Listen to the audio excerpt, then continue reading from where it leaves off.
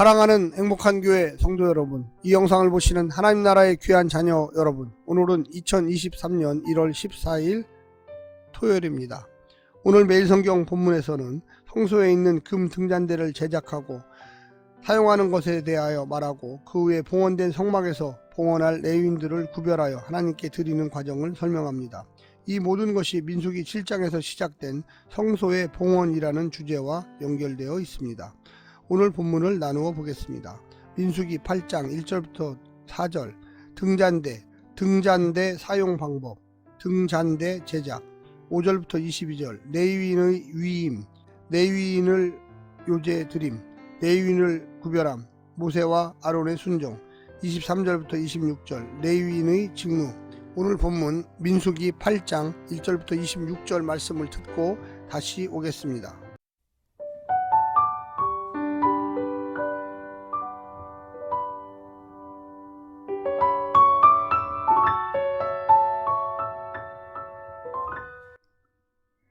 민수기 8장. 여호와께서 또 모세에게 말씀하여 이르시되 아론에게 말하여 이르라. 등불을 켤 때에는 7 등잔을 등잔대 앞으로 비추게 할지니라 하시매, 아론이 그리하여 등불을 등잔대 앞으로 비추도록 켰으니 여호와께서 모세에게 명령하심과 같았더라. 이 등잔대의 제작법은 이러하니 곧 금을 쳐서 만든 것인데 밑판에서 그 꽃까지 쳐서 만든 것이라. 모세가 여호와께서 자기에게 보이신 양식을 따라 이 등잔대를 만들었더라. 여호와께서 모세에게 말씀하여 이르시되 이스라엘 자손 중에서 레위인을 데려다가 정결하게 하라.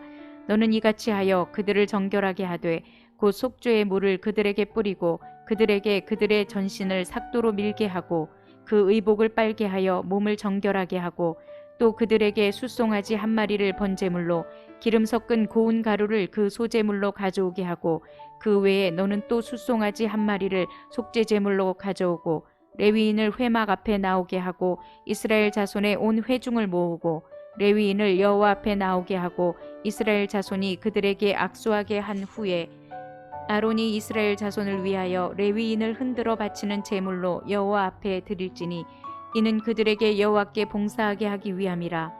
레위인으로 숫송아지들의 머리에 안수하게 하고 내가 그 하나는 속죄제물로 하나는 번제물로 여호와께 드려 레위인을 속죄하고 레위인을 아론과 그의 아들들 앞에 세워 여호와께 요제로 드릴지니라. 너는 이같이 이스라엘 자손 중에서 레위인을 구별하라.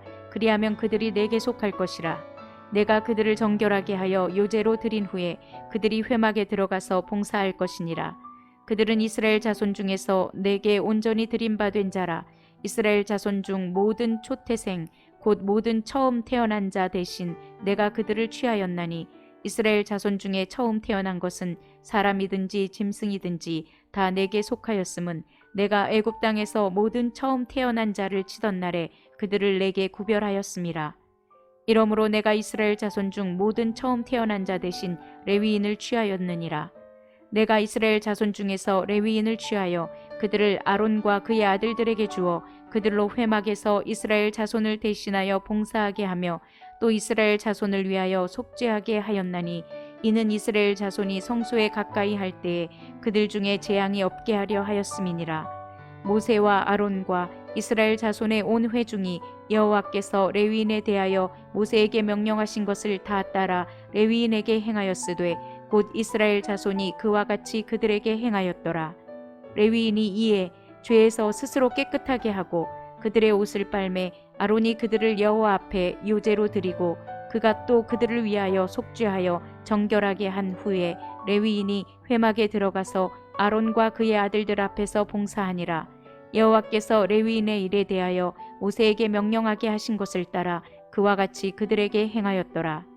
여호와께서 또 모세에게 말씀하여 이르시되 레위인은 이같이 할지니 곧 25세 이상으로는 회막에 들어가서 복무하고 봉사할 것이요 50세부터는 그 일을 쉬어 봉사하지 아니할 것이나 그의 형제와 함께 회막에서 돕는 직무를 지킬 것이요 일하지 아니할 것이라. 너는 레위인의 직무에 대하여 이같이 할지니라.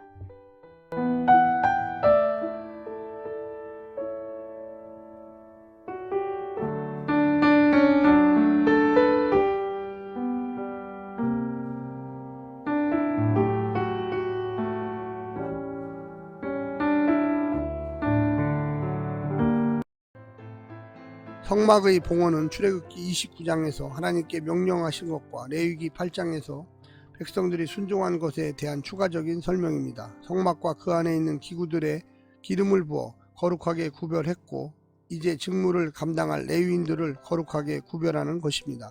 출애굽기와 레위기 그리고 민수기 본문은 전체 그림의 부분으로 각각 서로의 부족한 부분을 채워주는 역할을 하고 있습니다. 첫 번째, 성막 안에 등잔을 차리는 방법. 모세는 제사장에게 등잔대의 위치와 만드는 방법을 상세히 알려주었습니다. 등잔대는 성막 안 남쪽에 둡니다. 그러면 등잔불이 북쪽에 놓인 진설병 상을 비추게 됩니다. 등잔대는 구름과 증거계와 함께 성막 안에서 하나님의 권능과 현존을 눈으로 볼 수 있게 하는 수단입니다. 빛이신 하나님께서 함께 하시면서 이스라엘의 삶을 밝히시고 풍성한 삶을 주신다는 것을 확인시켜 줍니다. 교회는 어두운 세상을 밝히는 등잔대이며 하나님의 임재와 현존을 드러내도록 부름을 받았습니다. 두 번째는 레위인을 구별하는 의식. 레위인은 성직을 시작하기 전에 물을 씻고 털을 밀고 옷을 빨아서 외적으로 정결하게 했습니다. 그리고 희생제사를 통해 자신의 삶의 주도권을 하나님께 양도하는 내적 정결을 거행했습니다. 하나님의 사역자요 이스라엘의 속죄 제물로서 이스라엘 백성들 앞에서 공개적으로 하나님께 드려졌습니다. 그들은 이제 공적인 존재가 된 것입니다. 우리 각자에게는 자신의 삶을 결정한 자유가 있지만 더 큰 맥락에서는 하나님의 부르심과 사명을 따라 살아야 할 존재들이 된 것입니다. 우리는 하나님의 형상이고 하나님 나라의 청지기들이고 예수 그리스도의 제자들이기 때문입니다. 믿음은 우리가 그 같은 새로운 정체성을 수용하는 일입니다. 영적 레위인으로서 우리는 하나님 나라의 공동선을 위해 구별된 존재로서 살아야만 할 것입니다. 마지막 세 번째는 울타리 역할을 하는 레위인. 이스라엘에게 레위인들은 그들의 정체성을 일깨워 주기 위한 표지판과 같습니다. 세상 속에서 이스라엘의 역할이 바로 이스라엘 안에서 레위인들이 행하는 역할과 그 성격이 같습니다. 레위인들은 스스로 거룩해야 하지만 나머지 이스라엘 백성들이 거룩과 세속 사이에서 울타리 역할을 해야 했습니다. 그들은 제사장이 아니고 일반 백성도 아닙니다. 경계인입니다. 그래서 이스라엘 자손을 위하여 속죄하고 그들이 재앙을 당하지 않도록 대신 성소에서 목숨을 걸고 성직을 수행하며 모든 처음 난 자들을 대신하여 하나님께 바쳐서 살아있는 제물 역할을 하였습니다. 화려한 자리가 아니었지만 꼭 있어야 할 존재였습니다. 우리 공동체에서 목회자가 아니더라도 이렇게 산 제물로서 타인을 위해 헌신하는 레위인은 누구입니까? 거룩하고 정결한 삶이 본인에는 성도와 교회가 되시기를 부탁드립니다. 사랑하는 성도 여러분, 오늘 하루도 힘내시고요. 성령님의 놀라운 축복과 은혜가 늘 함께 하시기를 간절히 기도합니다. 오늘 하루도 승리하십시오. 샬롬.